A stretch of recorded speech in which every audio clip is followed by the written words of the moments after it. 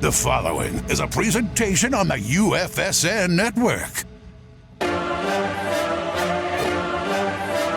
Welcome to the UFAFL Nation. Yes, greetings and salutations. It's Tuesday, so you know what that means. It's another episode of UFAFL Nation. Welcome in. My name is Michael Skrzyniak. I will be your host for this episode. We got a big show today. We got to recap Week 14 in the NFL. We're going to have Jamie Thomas, Director of Football Scouting for the UFFS. Join me later on. The college football playoffs are set, so we're going to talk about the matchups and then what possible prospects you should be paying attention to, because we know in the UFAFL, it's not only offense that matters. It's defense, it's special teams, it's kicking, it's offensive line. So there's definitely going to be some prospects in those games, and we have Jamie Thomas to break it down later on. We're going to get to the NFL recap as always, the UFAFL recap, a little stock up, stock down, and my best bets as well. Now you can follow me on Twitter at Michael SKRZ. You can follow the league at the UFAFL, and then Jamie Thomas at UFAFL_scouting. They're always working over there. If you have any questions or you need some information, you can always email the league at info@uffsports.com. And the website is down there at the bottom of the page if you have want to look at any other info as well. So guys, don't forget to check out the UFAFL store. Lots of cool things happening with UFAFL logos. The Legends League's popping out logos left and right. Everyone's getting helmet designs. So why not put some of these cool animations on a t-shirt, a sweater, a hoodie, or a water bottle, a tumbler? Christmas is just around the corner, guys. I'm only about 25% done my Christmas shopping. I got to go out this upcoming Friday morning. I'm not really looking forward to it, especially that line at Pandora. I'm assuming I'm going to have to trample over some people to get into that store. But that's what we do in the holiday season. It's a lot easier just to go shop at the UFAFL store and order your merch. So I suggest you guys go do that. So let's kick off the NFL recap. And it's a big one with Baltimore because they lose Lamar Jackson in this game. He gets carted off with an ankle injury as they fall short to the Cleveland Browns by 2 points. Yes, their division rival. A big win for the Browns. Tyler Huntley comes in and almost pulls off the upset despite losing 2 fumbles. One of those was taken back by Myles Garrett. Big win for Cleveland, who improved to 7-6. Now they're the 8th seed in the AFC. They're tied with the Colts and the Bills at 7-6, but they're behind because of conference record. So that's a big win for them. So they stay pace. For Baltimore, kind of a big loss. They dropped down to the 4th seed in the AFC. Mark Andrews, though, huge game for him. He's now the tight end 1 in UFAFL scoring, coming off an 11-catch, 155-yard day with a touchdown. He's been an absolute stud. But you hope for the Ravens that Lamar bounces back, because without him in that dynamic offense, is going to be real tough for them. They got the Packers this upcoming Sunday, so they need Lamar Jackson back as soon as possible. And let's stay with the AFC as the Bills, they lose a heartbreaker to the Buccaneers in OT. Rashad Bateman goes 58 yards, his only catch of the day, to win it for the Bucs. This was a tale of two halves in this one.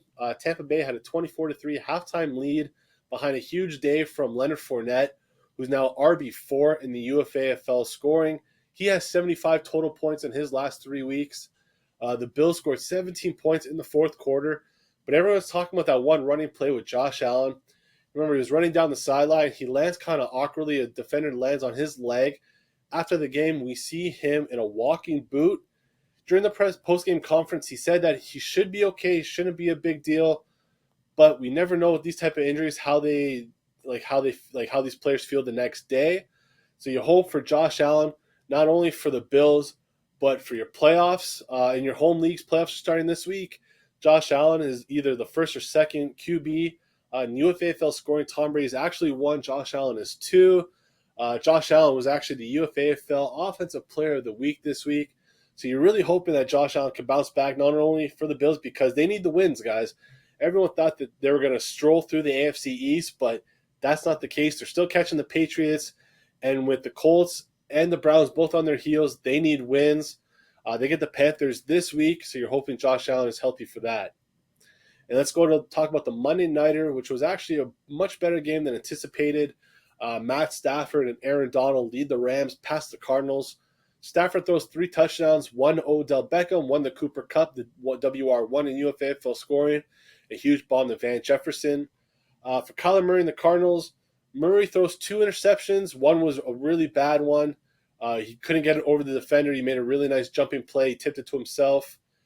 This is only the second game this season where Kyler Murray had not thrown or ran for a touchdown. Aaron Donald, 3 sacks. He was the UFAFL Defensive Player of the Week. Is it weird that the Cardinals are 3-3 at home but undefeated on the road this season? Usually you don't see that, especially for a real good team like the Cardinals. I'm not too worried about them. Like, they're top 5 in offense and defense in the NFL this year. But it's still kind of a weird stat how they're not playing as well at home. They should have even lost to Minnesota. Remember, the Vikings missed that last-second chip field goal early on in the season. So, yeah, I don't really know why they play better on the road, but big win for the Rams. They host the Seahawks this week, and they're only a game right now behind the Cardinals for the division lead. So playoffs races right now picking up not only in the NFL, but in the UFAFL. And that leads us to the UFAFL recap. And let's talk about the Madden South Conference because it tightened up after the Legion get blown out by the Gridiron Seals. Lamar Jackson only puts up 2.5 points for the Legion. That obviously hurt.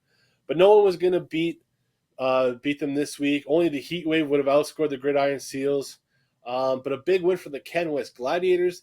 They beat the Turf Monsters with huge games from Hunter Renfrow and Justin Jefferson. So both the Legion and Ken West Gladiators are 8-5. The Legion have a 500-point advantage. However, these two teams will play each other this upcoming week. It's a massive game, especially for the Gladiators. If they want to win the division, they're really going to need this week. They're going to they can't catch the Legion in points, so they're going to have to try to get wins. And it all starts with a clash this week. And that leads us to the Stormbreakers, who upset the previously 9-3 Blitz. Both teams didn't have their QBs in this matchup. Kind of weird. You don't really see that too often in fantasy, but the UFAFL is kind of a weird league. So they keep pace with the Rage of the Stormbreakers, that is. They keep pace with the Rage, who've won 4 in a row. Both of those teams are 7-6 at top of the Madden East. The Rage, Tom Brady and Mike Evans, they've been absolute studs for them. Clyde Edwards-Helaire is back as well. So big, guys, it's going to come down to the wire. These two teams both doing okay. Overall, both these, they're not top of the UFAFL food chain. But to get to the playoffs, they're going to have to go through each other, and it's going to be an exciting race down the wire here. And then the Hydra, they squeak past the Warriors, and now they're second overall in the Manning Conference. They get a boost from the offensive line because after Monday night matchups, they were actually losing 206-200. But their offensive line gives them the boost. They give them about 40 points, and they take it. Austin Eckler for the Hydra, he leaves the game with a foot or ankle injury. It was kind of weird. You see him on the sideline just being taped up. I thought they had 10 rolls of tape.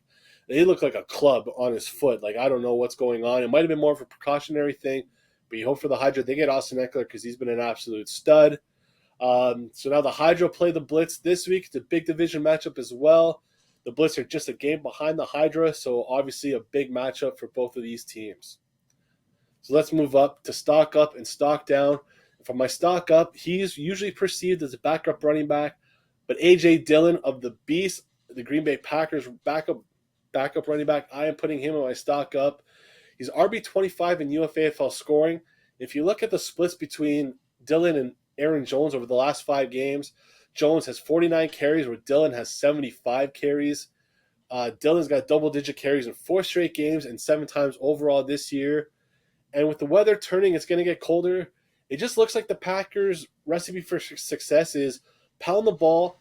It gets later in the season, guys. The defensive players, they're banged up. They're tired. They don't want to have to tackle a 240-pound stud. They call him Quadzilla for a reason because his legs are massive. He's the closest thing to Derrick Henry right now in the NFL. And with Aaron Rodgers, Devontae Adams, Aaron Jones, they have a ton of weapons. They're really tough offense to figure out. It's tough for these defensive coordinators because pick your poison with the Packers. They can beat you through the air, and they're proving it to you right now. They can do it to the ground. And with a guy like A.J. Dillon, who's getting more carries than Aaron Jones, don't get me wrong, Aaron Jones, he had 2 touchdowns on 10 touches this week. His efficiency is unbelievable. But I just like what the Packers are doing with A.J. Dillon. Remember, high draft capital, second-round pick from last year. He's my stock up for this week. For my stock down, I'm going to continue to harp on the Ravens offense, and I'm going to talk about Marquis Hollywood Brown of the Paradise Blackhawks. Over his last 4 games, just 24 catches for 184 yards, no touchdowns. Remember, he started the year really hot. I believe he was up to wide receiver 8 in UFAFL scoring. But whether it's the emergence of Mark Andrews, remember we talked about him, tight end 1, and now Rashad Bateman, the first-round pick from this previous draft. He just came off a 100-yard game. He's a first-round pick, obviously a lot of talent there. And if Tyler Huntley feels more comfortable throwing to Rashad Bateman, maybe in practice because Huntley's the backup, maybe he's throwing with more of the 2s and the 3s. He's got more chemistry with Rashad Bateman. And with Andrews, that running game, Hollywood, he's just hard to trust right now, especially in your home leagues. There might just be better, more consistent options. Sure, Hollywood has a high ceiling, but it's hard to trust that floor, especially with all these other weapons that Baltimore has. So my stock down right now for Hollywood. Good player, really good dynasty wide receiver, but right now it's just hard to trust because of what he's done over the last couple of games. And that leads me to my best bet segment. And I've been on a roll lately, and I'm going to take another underdog. It's a big matchup this week between 2 good teams, as the blockchain bounty hunters are just under 10-point underdogs. They're 9.8 point underdogs to the Paradise Blackhawks. There's a couple specific matchups for the bounty hunters I'm looking at. I'll explain that shortly. But for the Blackhawks, are they getting another touchdown from Khalif Raymond? Breaking news just came down the wire. The Cleveland Browns are sending 8 players to the COVID list, including both Jarvis Landry and Austin Hooper, who just scored a touchdown for the Blackhawks. The Blackhawks are going to need Darrell Henderson to return from the COVID list. We're not really sure if that's going to happen. So I just kind of like the bounty hunters this week. They get Kyler Murray versus the Detroit Lions. We saw what Denver did to the Lions this past week, and Myles Gaskin comes back off bye to take on the Jets. So I just think that right now the bounty hunters have more things going for them. So I'm going to take the underdog in this matchup. And that's it for the first half of the show. Now we're going to get to Jamie Thomas, Director of Football Scouting for the UFFS, to break down the college football playoffs. Hey! And let's welcome in UFFS Director of Football Scouting, Jamie Thomas. Jamie, welcome back to the program. How are you doing today? I'm fantastic, Skrizz. How about yourself? I appreciate you having me on the show. It's been a long time.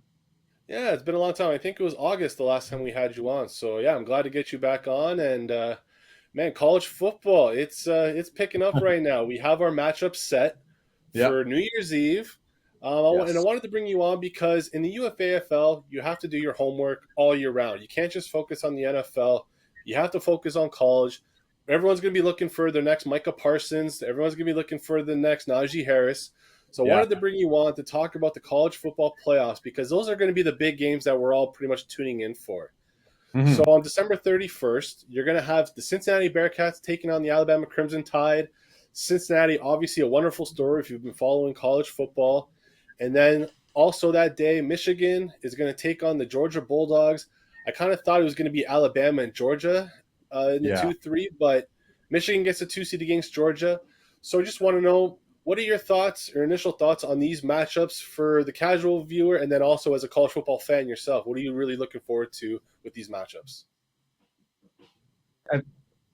I think the most important thing is there's something different this year, right? It's just there's different teams this year. They've been crying for new teams to be in, and lo and behold, here's Cincinnati and Michigan the same year, both schools' first time appearance in the top 4 and the semifinals, the national semifinals.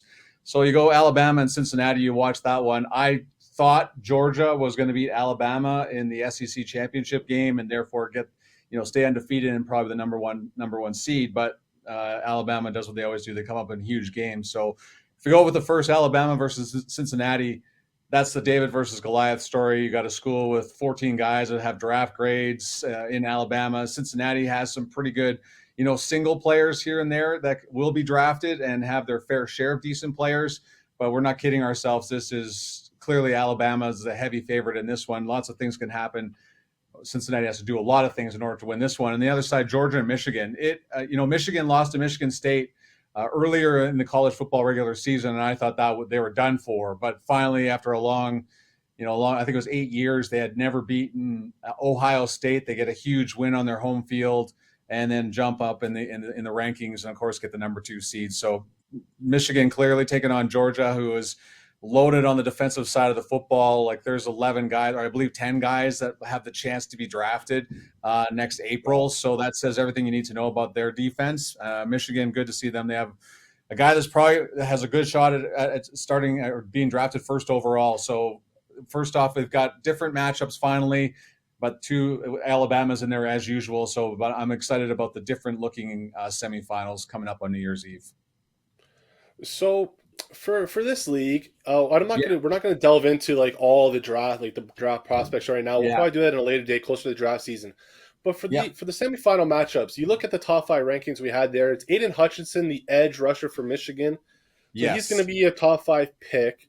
But for the UFAFL, are there any other prospects in the semifinals that should be catching your eye for this draft? Because I know Bryce Young, the quarterback for Alabama, the Heisman winner, he's probably going to be a top pick next draft. But I'm just wondering, curious for this upcoming draft, are there any prospects that the UFAFL Nation should be paying attention to in the semifinal games? Well, because our scouts are so fantastic, I don't think we're sneaking anything past them. But people listening, watching this pod, will be, it's good to get them up to date on this one. We'll leave Aiden Hutchinson for a second, but Jameson Williams, the best receiver for Alabama this year was supposed to be John Mechie, who's part Canadian, is starting as a Canadian heading into this draft. He was getting a lot of headlines, but listen, Jameson Williams averages 21.3 yards per catch. He had 15 touchdowns this year, 2 kick returns for touchdown.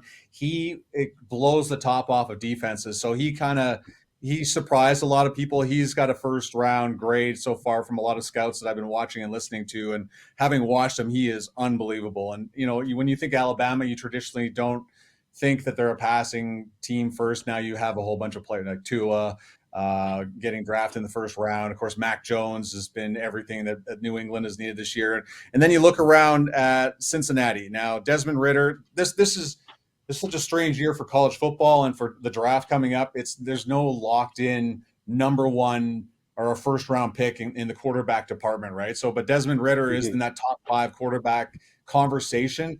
Alabama is a killer at shutting down the run. So this is where Desmond Ridder, who's been kind of erratic this year, this is his game. This is they are not a pass first offense. They are a run the football first. That's going to get taken away by Alabama. So now this is Desmond Ridder's chance to get away from that kind of that scenario where he's been looked upon as an erratic passer. He's extremely gifted, very athletic. He's got a great arm, but he's kind of been erratic this year. This is his game to jump up into that first round. He's going to probably be drafted in the first round, but kind of lock that in if he has a great performance against Alabama. And then you look at Myjai Sanders. His sack totals are down this year for Cincinnati, but he has been he's a very disruptive pass rusher. It gets in the backfield a lot, so he's a guy you can kind of keep an eye on. And then the other semifinal, you talked about Aiden Hutchinson. He was thought of as a top first-round pick, but exploded. But the guy on the other edge from Michigan, David Ojabu, has kind of come out of nowhere as well. He's a strong speed rusher. He is in the backfield all the time, much like that's where Michigan has won a lot of games this year, is the pressure they're getting off the edges, and especially against C.J. Stroud and Ohio State in that matchup earlier this year, where Michigan finally beat Ohio State. So he has been a wrecking crew. So that's a guy that you can keep an eye on. And then of course Georgia, I mean I consider all day like 10 guys that could be drafted this year. Defense, that's disgusting. One guy's hurt, so it could be 11. But you look at Nakobe Dean, who he's got that 3-down skill set. He's a sideline to sideline linebacker that's going to be drafted high up this year. Jordan Davis, 140 pounds. He's a big boy. He's a huge boy. Like, he is clogging up the middle of offensive lines everywhere this year. And if he decides to, he can do that exact same thing in the National Football League. So I've seen photos of him. He is a mountain compared to other guys on that defense. So, and then finally, Trayvon Walker, rare athleticism, explosiveness. He's another defensive end from Georgia. So it's not really a lot of sexy players because we all love, from fantasy football perspective, we love offense. But with UFAFL, we have to look at both sides of the football, and that's what makes it so unique. There's a lot of IDP leagues, defense, special teams leagues. This is the first time in my life, really, as a fantasy football guy, where I've actually started to fully appreciate defensive football players. So if you are that guy, this draft this year is that. It's not offensive players first, it's defense first, and offensive linemen in particular for the NFL draft coming up in April. Well, let's talk about some of those skill position players, because we've been pretty blessed the last couple of drafts. Like 2 years ago, it was the great wide receiver draft where you had Justin Jefferson come out in that whole class. And even this year with like Jamar Chase, Devontae Smith.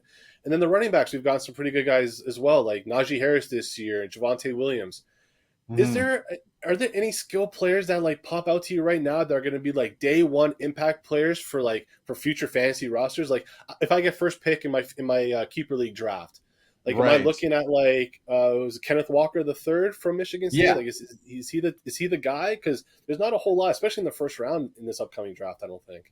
Right. Yeah. And that's the, if we're all suffering right now, if you had a top 5 pick in your fantasy draft this year in your keeper league, of course it was all running backs, but I had a second overall pick, and I got Dalvin Cook is, suddenly, his shoulder mysteriously repaired itself and he goes over 200 yards. And I'm sitting there looking, I had traded him before our trade deadline because I was so pissed off at him. So, I missed the playoffs because of that decision, but that he has been inconsistent. Calvin, you can look back in Carolina, of course, this year.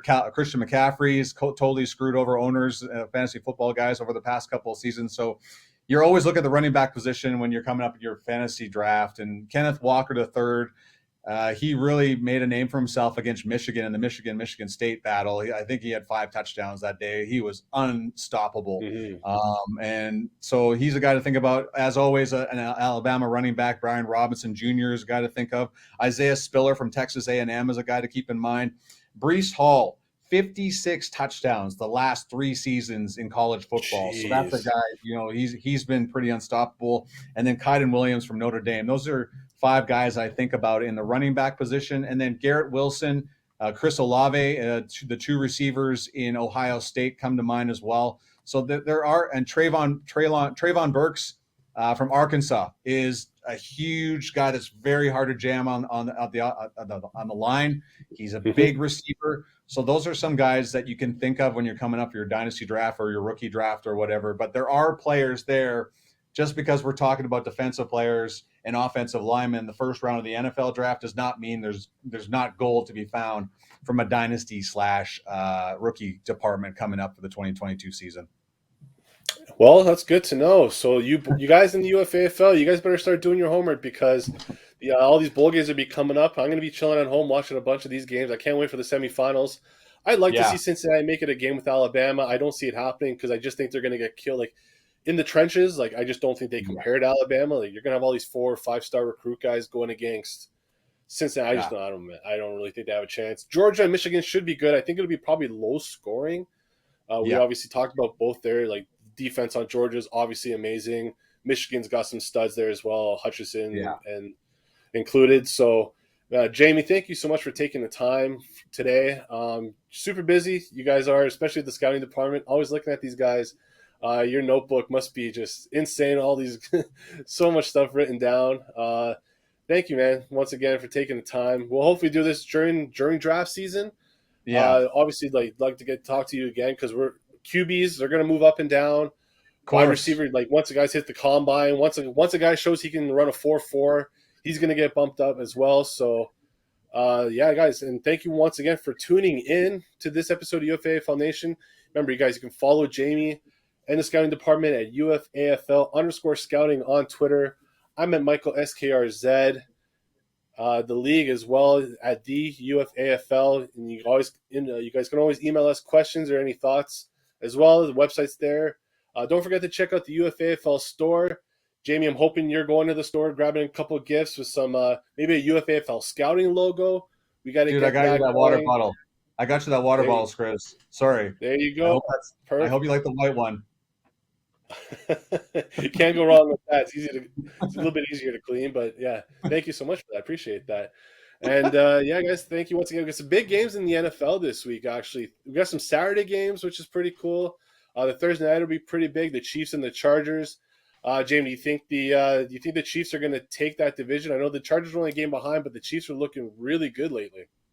Yeah, here's the weird part about the Chiefs, Chris. We're always talking about their offense. I drafted Travis Kelce in the first round of our one of our touchdown only leagues. You just get so like Dean Millard was bothering me. He wanted to trade for him. So now Dean's getting the last laugh on that one. But when we're talking about Kansas City, we traditionally think of their offense. Now their defense is like just shutting everything down. So I like Kansas City on this one, not from an offensive perspective, but what they've been doing on the defensive side of the football cannot be ignored. And they're winning differently this year. So it's an interesting story coming out of Kansas City. Yeah, and if Keenan Allen, Mike Williams, if those guys aren't back, if Austin Eckler's not healthy, it's going to be hard to play Justin Herbert in your home leagues if you have him in your for your playoff matchups. So that you got the Patriots and Colts on Saturday. That's a massive game for both sides. The Patriots trying to hold on to the 1 seed and trying to stave off the Bills in the division lead. The Colts need a win to keep up in the wild card. You got the Titans Steelers. That's a big game for both those teams. And then the Packers and Ravens is all of a sudden interesting. You got to hope Lamar Jackson's injury is okay because, man, the Ravens they're so up and down recently, and they need a big win because the AFC North is not decided yet. And if they want to get that number 1 bye, they're going to have to beat, like we talked about the Ravens. They have like some tough games ahead as well. So that game against the Packers, Aaron Rodgers going for the MVP, I think that's going to be a real fun game. Do you have any, like, if you had to think who's going to be the number 1 seed in the AFC, who's going to be the number 1 seed in the NFC, like, do you think chalk? Do you think the Patriots and the Packers right now, or is there a team that you're looking out for? Well, considering that Arizona can't get their act together on their home field, I think they're 3-3 this year, 7-0 on the road. It's just the weirdest anomaly that's going on there right now. So I'd have to give the inside edge on Green Bay. And I hate to say this, but I really think New England's going to end up as the number 1 seed in the AFC. It just seems like it's sitting there, and the hoodie has been. I know you want to throw up in your mouth every time you talk about it. But how do they do it every year? Yeah, I know, and I found like the reporter in me found that very interesting when New England throws the ball 3 times on Monday Night Football, and then that Buffalo reporter asked the 2 defenders, "Is it embarrassing to lose to a team that only threw the ball 3 times?" Like, jeez, yeah, you're a ballsy question for sure. And the reaction, I think, like people are saying, like, "Oh, the Bills should stop crying." No. I don't know. I don't really blame them for that type of reaction. That's just kind of a.